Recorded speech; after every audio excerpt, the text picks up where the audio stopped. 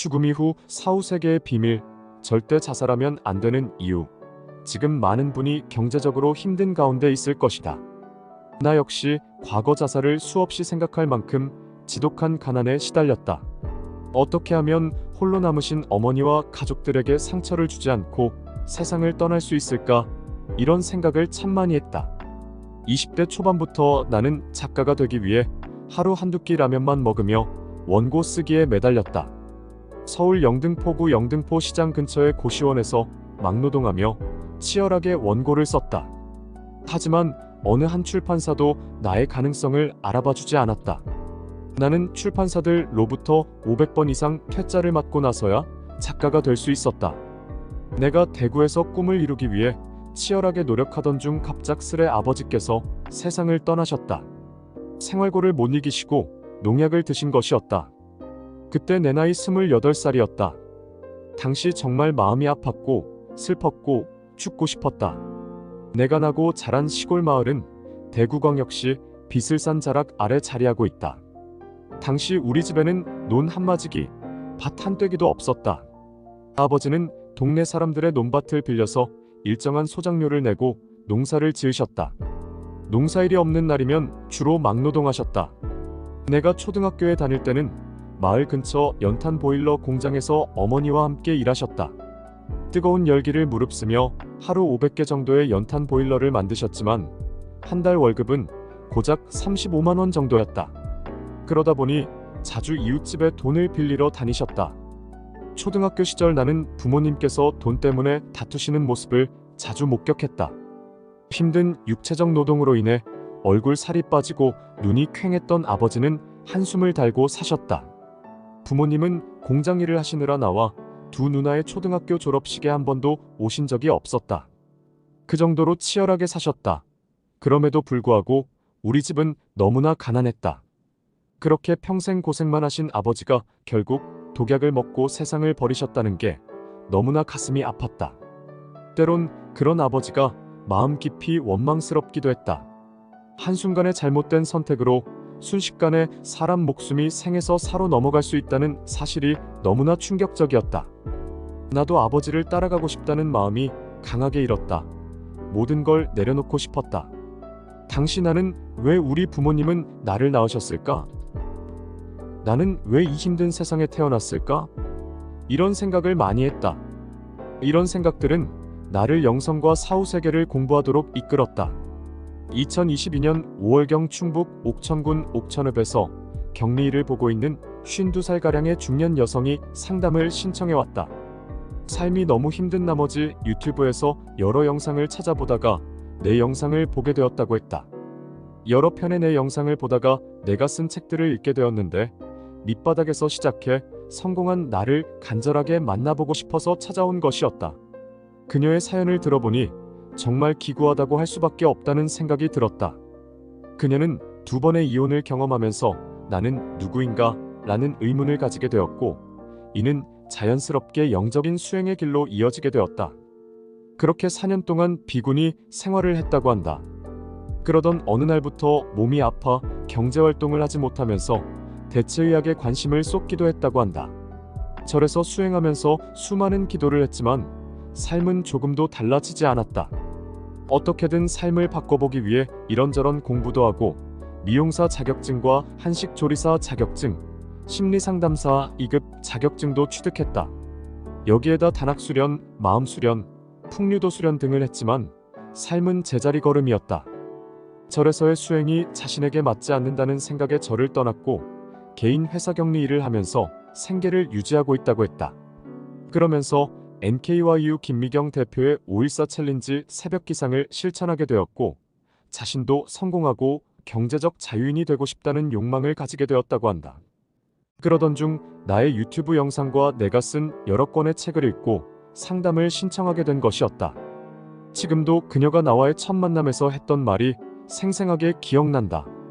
저는 책을 쓰기 위해 찾아온 게 아니라 밑바닥에서부터 크게 성공하신 김도사님을 그저 한번 뵙고 싶었어요. 성공자의 좋은 기운을 느끼고 싶었어요. 그러면 왠지 모르게 저도 힘을 낼 수 있을 것 같아서요. 나는 그녀의 진솔한 말에 크게 감동했다. 1시간 동안 상담하면서 나는 그녀의 말에 귀 기울이며 이렇게 말해주었다. 시련은 변형된 축복입니다.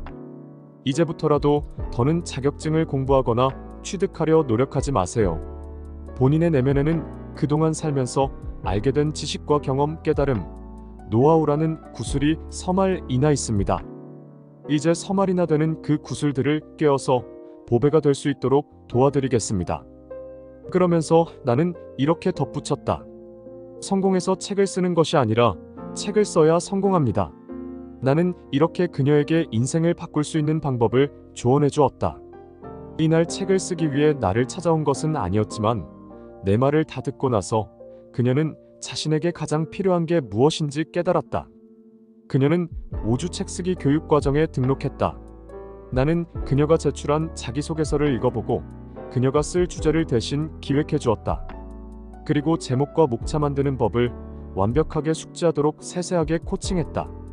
그녀가 만든 제목이 뭐에 내가 직접 나의 하루는 새벽 4시 30분에 감사로 시작된다라는 제목을 만들어 주었다. 2개월 후 이 제목을 그대로 달고 책이 출간되었다.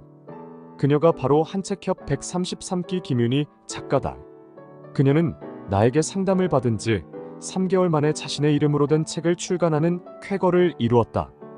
그 후 그녀는 한책협에서 진행하는 유튜브 영상 제작 과정, 블로그 마케팅 등을 수강했다. 책 출간 후 그녀의 삶은 180도로 달라졌다. 나를 만나기 전에는 유명 작가와 유튜버들의 강연과 영상을 보는데 그쳤지만 지금은 직접 유튜버 채널을 개설해 유튜버로 활동하고 있다. 또한 감사를 통해 삶의 기쁨을 전하는 메신저로서 소그룹 운영과 1:1 코칭을 진행하고 있다.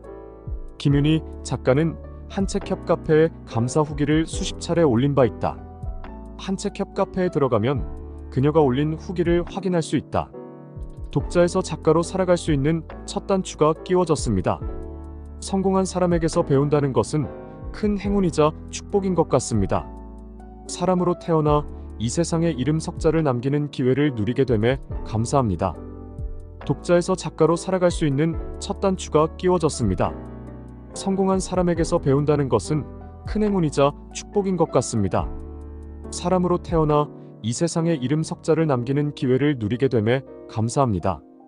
내게 책 쓰는 법을 잘 배운 그녀는 2023년 2월 하루 5분 감사명언 필사백일의 기적이라는 책도 펴냈다.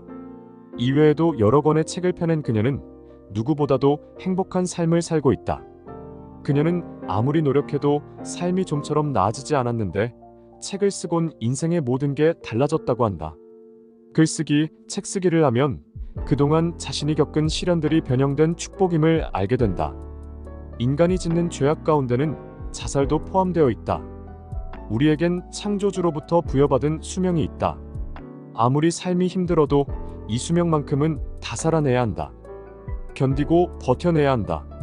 이 과정에서 우리는 이번 생에 자신이 배우고자 하는 덕목들을 학습하게 된다. 그런데 중간에 삶이 고통스럽다며 자신의 목숨을 끊으면 어떻게 될까? 파라마한사 요가난다의 지혜를 담은 카르마와 환생이라는 책을 보면 자살한 영혼이 겪는 과정이 이렇게 묘사되어 있다. 엄마 뱃속에서 아이가 죽는 건 보통 전생에 자살한 영혼이 겪는 일이다. 이전에 배척당했던 사람이 다시 태어나는 과정에서 그 삶에 잠복해 있던 분노가 발작을 일으키는데 그것이 지나치게 아이를 압박해 자궁에서 죽게 만드는 것이다. 과거의 생애 재물, 건강 번영, 지혜 또는 영성을 얻은 사람은 처음부터 그런 혜택을 입고 현생에 태어난다.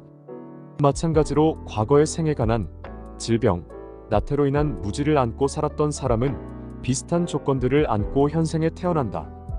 이것이 카르마 법칙, 즉 이전 생에 심은 것을 다음 생에 거둔다는 정당하고 지혜로운 법칙이다. 카르마 법칙은 인간들이 하느님에게 덮어 씌운 오명, 그러니까 하느님이 사람을 차별해 누구는 머리를 좋게, 누구는 머리를 나쁘게 만드셨다는 오명을 벗겨준다고 한다. 동시에 인간 세상의 명백한 차별과 불평등의 까닭을 설명해준다. 그리고 모든 사람에게 희망을 준다. 누군가가 죄인이 된 이유는 부모로부터 나쁜 성향을 물려받아서가 아니라 본인이 과거에 생에 지은 죄로 인해 좋지 않은 부모를 스스로 선택한 까닭인 것이다.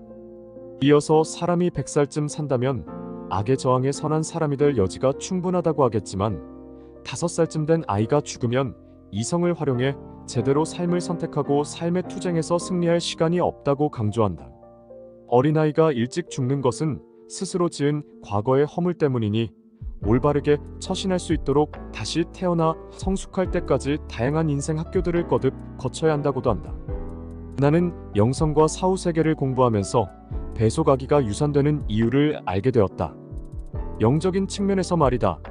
사람들은 배속아기가 유산되면 깊은 슬픔과 고통에 빠진다.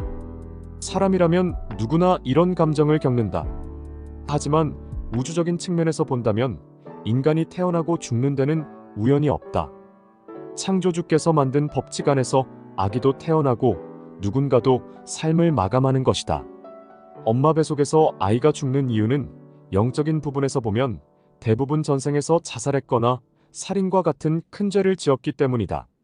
특히 죽은 후 바로 환생한 자살한 영혼은 전생에 지은 나쁜 카르마로 인해 엄마 뱃속에서 몇 달간 머무르다 지상계를 떠나는 벌을 받는 거라고 보면 된다. 이런 방식으로 전생에 쌓은 업장을 소멸시켜 나가는 것이다. 영계에 있을 때 영혼들은 이승이 얼마나 힘든 곳인지 잘 안다. 그래서 환생하는 걸 극도로 두려워한다. 전생에 겪은 것과 같은 고통을 다시 겪는 힘든 경험을 해야 하기 때문이다. 우리가 살면서 신성과 의식의 성장에 힘쓰고 많은 지혜를 배운다면 천천히 이승에 환생하게 된다.